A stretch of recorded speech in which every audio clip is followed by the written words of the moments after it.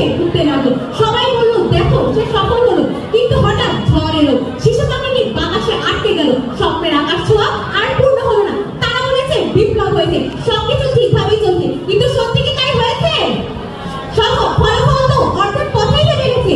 শুধু চিৎকারেই জয় আসে না, কাজ এবং বাস্তব পরিবর্তনে একটি বিপ্লবকে পূর্ণতা দান করে।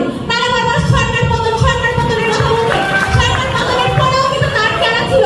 তার মানে কি আমাদের দেশ ফ্যাসিবাদ মুক্তই হয়নি? আমরা মনে করি যতদিন না পর্যন্ত বাংলাদেশ ফ্যাসিবাদ মুক্ত হয়ে মাথা উঁচু করে না দাঁড়াবে, ততদিন আমাদের এই বিপ্লব পূর্ণতা পাবে না, সম্পূর্ণতা পাবে না। তারা ব্যর্থতার কথা বলেছে, তারা তো ব্যর্থতা আর অসম্পূর্ণতার মধ্যে ফারাকই বুঝতে পারেনি। আমরা তো এখানে ব্যর্থতা বলিনি, আমরা বলেছি অসম্পূর্ণ। এই বিপ্লবকে তার সম্পূর্ণতা আমাদের সামনে তুলে ধরতে পারেনি।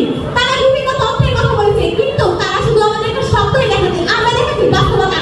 মাননীয় বিচারক মণ্ডলী কোন রিপোর্টই কিন্তু এখনো অব্দি বলতে পারেনি যে এই বিপ্লব পূর্ণাঙ্গতা দান করেছে। তারা বলেছে আমরা স্বাধীন, আমরা কতটুকু স্বাধীন? মাননীয় বিচারক মণ্ডলী আমরা কিন্তু সম্পর্কে একটু ঘটনাই তুলে ধরতে পারি। গত 10